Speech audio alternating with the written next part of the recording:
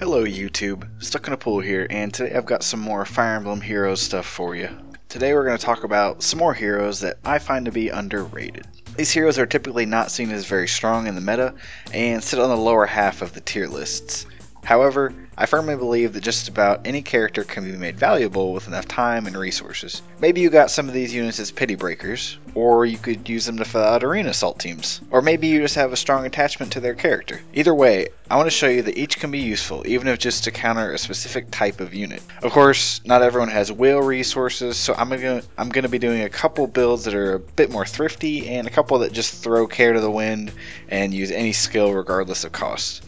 Also, before I begin, these are just general suggestions based on my own personal experiences with the character. A lot of skills that I mention can be substituted in and out without much consequence. I just personally don't like leaving skills blank and saying insert whatever you want here. Not that there's anything wrong with that. I'll try to emphasize the ones that are of more importance and mention them when I find others to be a little more flexible. As always, I'll be doing one of each color for this video. I'll also briefly talk about their base kits and stats, along with some general strengths and weaknesses they have as a unit. And as a side note, I always like to consider a unit's base kit as much as possible, and kind of their intended use when creating any build. So say for example, Aira.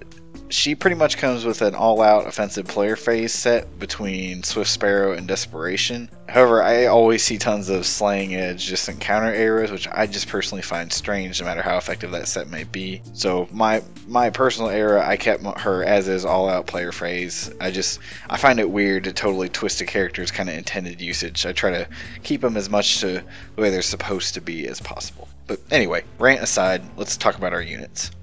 So the red unit I'm going to talk about today, she's a little different from the rest. So our unit here is Marisa. So Marisa comes with 46 HP, 30 attack, 36 speed, 30 defense, 21 resistance, and a total of 163 BST. She also comes with a Wodow, Glimmer, HP and defense 2, and infantry pulse. So Marisa is kind of an odd unit in her subset of units. Most sword infantry like her just want to max out speed and attack. Marisa's okay here, but where she shines is her health. HP is probably the least valued stat in the game, but Marisa having high HP doesn't invalidate her, it just means you have to take advantage of it. For one thing, it does make her naturally tanky, which is always a good thing. It also synergizes well with her rare infantry pulse. This means she can do what none of those other speedy swords do well, which is support her teammates. She's also the perfect candidate for either fire or wind boost, meaning she'll want to be high HP all the time if using that and infantry pulse. Her attack may not be too high, but she makes up for it by running either Wodow or Slaying Edge and just throwing out tons of specials. So the first build I'm going to have here, this build keeps all of her base kit, but gives her reciprocal aid to help her support and if she needs to stay high HP herself. I gave her renewal, it just makes sense, she wants higher HP, and I gave her the HP seal to send it through the roof. Between her okay defense, her good speed, and her crazy high health, she's basically like a red armor at this point. The next build, it switches out Moonbow for Glimmer, but honestly, if you can switch this in the other build, I would. Her attack isn't too high, so Moonbow will probably add more bonus damage either way. I also gave her Fury, which will help her hit a bit harder and faster, but it will hurt her infantry pulse use from the chip damage. She may just have to stall for those renewal procs. In this case, Fury could be switched out for a lot of things, honestly. It just kind of depends on how you want to use her. You know, you could give her a flat boost or a blow skill if you just want to use her more as a player phase type unit. Our next build is a little more expensive. Switching out her weapon is really more so preference, but she makes good use of the Slaying Edge. For this build, I also gave her Aether, as it's definitely going to help her stay topped off, and Slaying Edge works well with that because it means she can use it more. The icing on this cake of a build is the Wind Boost. Fire Boost also works, kind of depends on what you want to do. But either way, she'll often have a high HP with this build, so both are perfect for her. And the last build, this is one of those just throw everything out the window builds like I talked about earlier. I personally wouldn't do this, but it's a pretty common build, I think. As long as she isn't fighting blue mages, she'll probably be just fine with her speed. She'll always answer with a special this way thanks to quicker post. The C and S slot here can change if you need to, but if you do ditch infantry pulse, you definitely don't need the HP seal. The blue of our set of 4 units today is Clair. So Clair comes with 37 HP, 26 attack, 36 speed, 24 defense, and 33 resistance for a total of 156 BST. She comes with the Silver Lance, Harsh Command, Hit and Run, and Spur Speed. So Claire is one of those unfortunate units who could be really useful if she could do reliable damage. Her speed and resistance make her great for fighting mages and dragons, and her native hit and run allows her to return to safety pretty well. The issue is her 26 attack is abysmal. Personally though, I think low attack units can do just fine when leaning on specials and buffs and debuffs. The nicest thing for Claire lately has been the release of Defense Ploy as a seal. As long as you position well, this basically grants her 5 extra attack most of the time due to her high resistance. Claire may have broken my pity rate, but when I was training her up, I realized that she can actually be a really effective unit. Even if you can't fork over distant counter for her, she's ready to fight the dragon menace that's currently terrorizing our meta. So the first build for her, we keep the Silver Lance. It may be suboptimal since it has no effect at all, but Claire appreciates the extra might. Reposition's pretty standard for flyers. This set is designed to be okay on both phases. She can bait a unit and likely be okay thanks to her speed, or go in and retreat back after. Moonbow's on this set since she will likely need a special for lethal damage, and this way it'll always activate in melee combat. Threat and speed is definitely flexible, but it will help her get more doubles.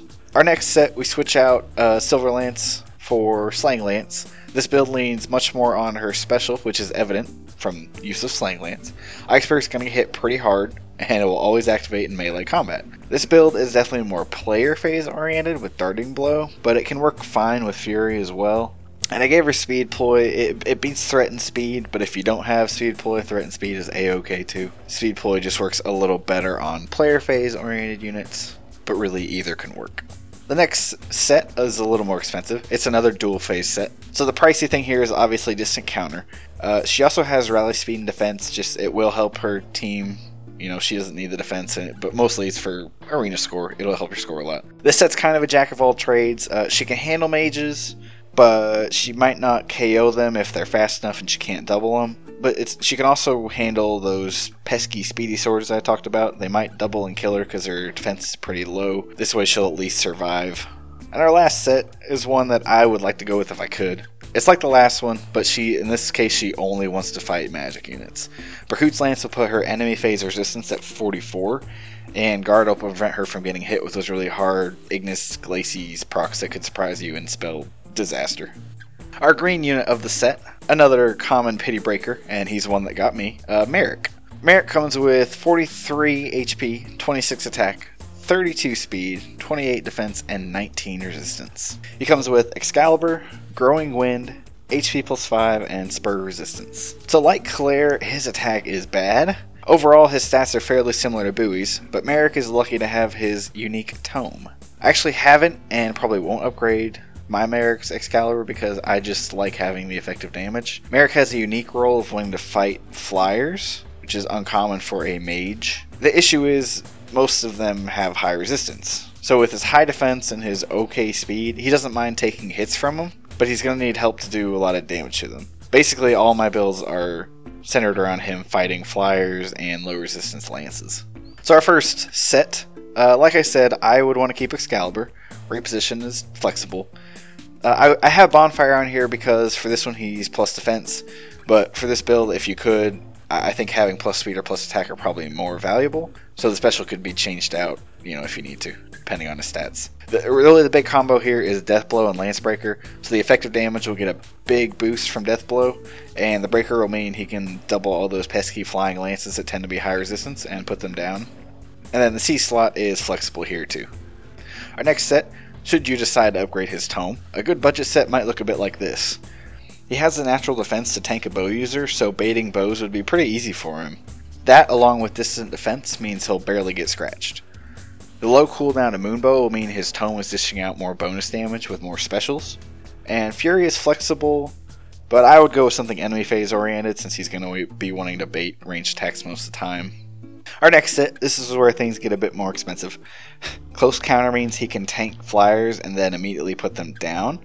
And close defense means he'll take a lot less damage. Quick Riposte is going to be a good option for him. Like I said, he'll get to attack twice, which means he will put them down. But this over a Breaker skill might hurt his survivability a little bit, depending on who you're fighting. So that's kind of up to you. This set could probably run Bonfire or Moonbow as well. Again, depending on his stats. And our last set is exactly the same build, but with an upgraded tome. For this set, I would definitely run Moonbow. And moving on to our last unit, the colorless of the bunch. I kept bouncing back and forth between archers and daggers, but I decided to talk about one of my favorite healers instead. So here we have Lucius. He comes with 37 HP, 32 attack, 30 speed, 13 defense, and 35 resistance, for a total of 147. He comes with Pain Plus, Martyr, Miracle, and HP plus 5. Lucius is actually one of the best resistance tanks in the game, along with like Rise, but Lucius has a little better speed for it. His base attack is actually pretty good, but his speed is just a bit too low to do much offensively. His base kit basically makes him a big nuisance that won't die, but thanks to Miracle and Martyr and his HP being boosted. Pain alone didn't do him a lot of good, but Pain Plus gave him a lot more options to work with, especially with the refinement options. I've seen a lot of crazy builds for Lucius, and I figured it's a good time to talk about a healer anyway, so hopefully we get a new one soon. It's been a while. And for all of his builds, I'm going to keep Martyr, but I'm not talking a lot about the healing aspect of his character, so use whatever you like here. So our first set, this is my best attempt at a cheap combat medic. With Wrathful Staff, he can actually do okay damage to lower his targets and deal some good chip damage as well. The Threaten might help him to double some units as well, but that's kind of flexible. Of course, like I said, he can also act as an effective mage bait. And lastly, Vantage just works really well with Miracle and is, I think, a really good option for him. Our next set, this Lucius relies entirely on chip damage and trades Wrath for Dazzle to do it safely. This will usually require a Dancer to get him to safety, but his survivability is okay enough that sometimes he could do without, depending on who's going to be attacking him. Honestly, that 24 chip damage is nothing to sneeze at. Our next set, if you really like Lucius, I would consider Close Counter. So after doing all that chip damage, as long as Lucius isn't killed immediately, if he can stay alive thanks to Miracle, he can actually effectively pick off the low HP targets, and since with Close Counter and Vantage, he'll be able to attack everyone that tries to attack him, and he can put down a lot of targets before they even touch him. And our last set, since Lucius is often wanting to be low HP for Vantage and Miracle, Brazen skills are great for him, and since healers have very few ways to increase their attack, this is probably one of his best options.